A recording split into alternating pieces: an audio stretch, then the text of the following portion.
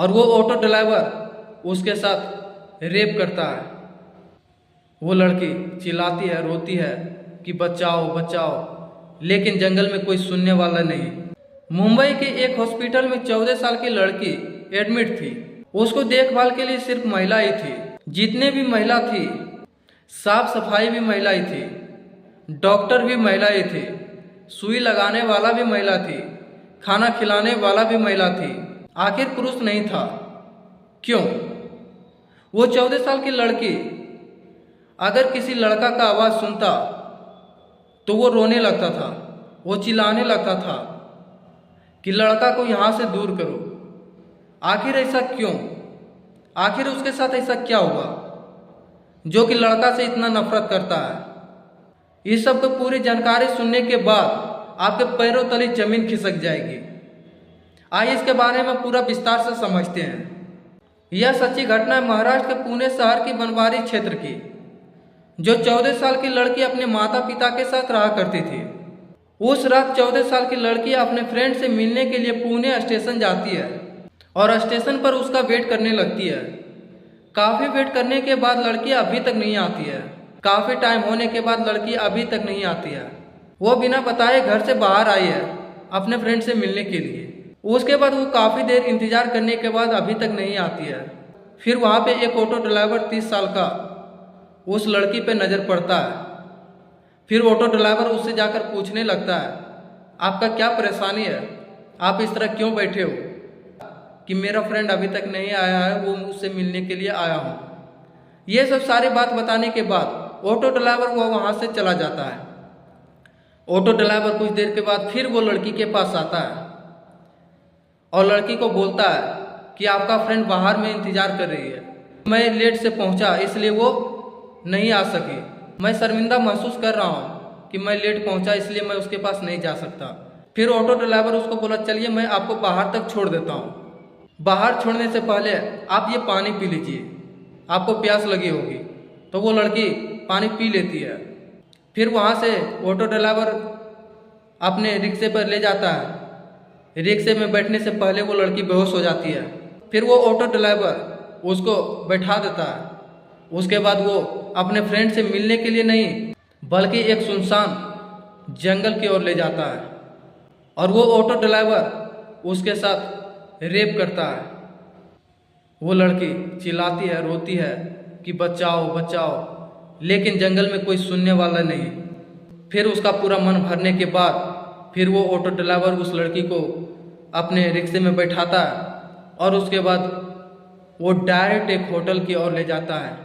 Hotel में पहले से ही मौजूद 12 लोग वहाँ पे मौजूद था। होटल में ले जाने के बाद पूरा अंग वस्त्र पूरा उतार देता है। फिर ऑटो ड्राइवर फिर वही गंदे काम करने लगता है। फिर एक के बाद एक 12 लड़के मिलकर उसके जिस्म के साथ खिलवाड़ किया है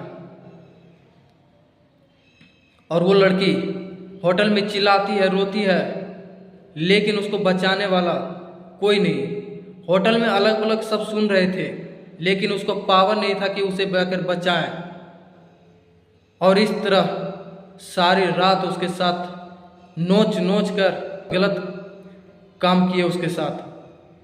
फिर सुबह होती है, फिर 12 लड़का फिर उसके साथ फिर वही काम करता है। 12 लड़कों में से एक लड़के को दया आ जाता है। उसके बाद वो लड़की को दादर स्टेशन पहुंचा देता है। फिर दादर स्टेशन लड़की पहुंचने के बाद उसको लगता है अब मैं थोड़ा सा कंफर्टेबल महसूस कर रहा हूँ। उसके बाद लड़की कोने में जाकर बैठ जाती है। दादर स्टेशन में 2 सफाई कर्मचारी का नज़र पड़ता है उस लड़की के ऊपर। सफाई कर्मी समझ आता है कि इसके साथ कुछ गलत हुआ है। फिर सफाई कर्मचारी उसके पास पहुंचता है और वो लड़की को बोलता है, आपके साथ क्या हुआ? आप इतना परेशान क्यों हो? तो लड़की कुछ नहीं बताता है। फिर सफाई कर्मचारी बोलता है कि चलिए मैं आपको बाहर तक छोड़ देता हूँ, फिर वहाँ से ऑटो पकड़ कर अपने घर चले जाइएगा। फिर वो लड़की वहाँ से बाहर की ओर जाता है। फिर वो सफाई कर्मचारी फिर ऑटो में लड़की को बैठाता है। उसके बाद फिर वो सफाई कर्मचारी फिर जंगल की ओर ले चल जाता है। फिर जंगल ले जाने के बाद फिर वही काम होता है जो 48 घंटा पहले उसके साथ हुआ था, यानी कि रात में उसके साथ जो हुआ था, फिर वही गंदे काम फिर ये सफाई कर्मचारी कर रहे हैं। फिर लड़की चिल्लाती है, रोती है, लेकिन जंगल में बचाने वाला कोई नहीं। फिर जब सफाई कर्मचारी का पूरा मन भर जाता है, फिर वो दादर स्टेशन फिर पहुंचा देता है। फिर वो लड़की वहाँ पे फिर रोने लगती है। फिर वहाँ पे देखती है दादर स्टेशन में एक ट्रेन खड़ा था जो कि चंडीगढ़ जाने वाला था। फिर वो लड़की चंडीगढ़ जाने के लिए उस ट्रेन पे बैठ जाती है और वो लड़की एक कोने में जाकर चुपके से बैठ जाती है। फिर कुछ दूर ट्रेन चलने के बाद सीआरपीएफ का नज़र उस लड़की के ऊपर पड़ता है। लड़के की इस हालत को देखने के बाद सीआरपीएफ समझ जाता है कि इसके साथ कुछ गलत हुआ। फिर सीआरपीएफ उस लड़की से जाकर पूछने लगता है कि आपके साथ क्या हुआ, आप इस तरह से परेशान क्यों, आपके कपड़े फटे क्यों हैं। तो लड़की बोलती है कि नहीं, मेरे साथ कुछ नहीं हुआ, मैं गिर गया था। फिर लड़की नहीं बताती है। लड़की को पता है कि मेरे साथ 48 घंटे पहले भी यही हो चुका है। अगर मैं भी इसको कुछ बताता हूँ तो ये भी मेरे साथ वही काम करेंगे जो 48 घंटे पहले हुआ था। फिर वो लड़की नहीं बताती है। फिर सीआरपीएफ लोग वहाँ से चला जाता है, लेकिन सीआरपीएफ का नज़र सिर्फ उसी के ऊपर रहता है, चुपके चुपके देखते हुए रहता है। फिर वो ट्रेन चंडीगढ़ पहुँचती है। फिर पहुँचने के बाद लड़की उतरकर एक कोने में जाकर बैठ जाती है। फिर सीआरपीएफ वाला देखते रहता है। फिर सीआरपीएफ फोन लगाता है सीडब्ल्यूसी को, यानी कि चाइल्ड वेलफेयर कम्युनिटी के पास फोन लगाता है। फिर ये सारी बातें सीडब्ल्यूसी को बताता है कि कोई लड़की एक स्टेशन में बैठी हुई है जो कि अंगस्त्र उसका फटा हुआ है, उसके साथ कुछ गलत हुआ। तो फिर सीडब्ल्यूसी वाला महिला कर्मचारी को लेकर आता है, उससे पूछताछ करता है। लड़की अभी भी नहीं बताती है। तब सीडब्ल्यूसी वाला कर्मचारी उसको खाना खिलाता है, पानी पिलाता है, रेस्ट किया, उसके बाद उससे पूछताछ किया तो ये लड़की सारे पूरी बात बताता है कि घर से निकलने के बाद क्या हुआ, क्या नहीं हुआ।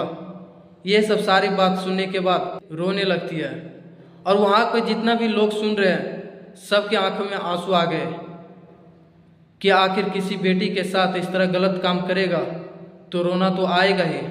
फिर वो सीडब्ल्यूसी वाले फिर उसको घर पहुंचा देते हैं।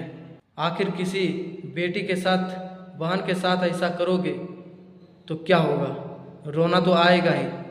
लड़की की आवाज़ से सिर्फ एक ही चीज़ निकल रहा था, बदुआ, कि उसको बदुआ लग जाए। और इस वीडियो को हिंदुस्तान के हर कोने तक शेयर जरूर करना, हर हिंदुस्तान तक ये वीडियो पहुंचना चाहिए।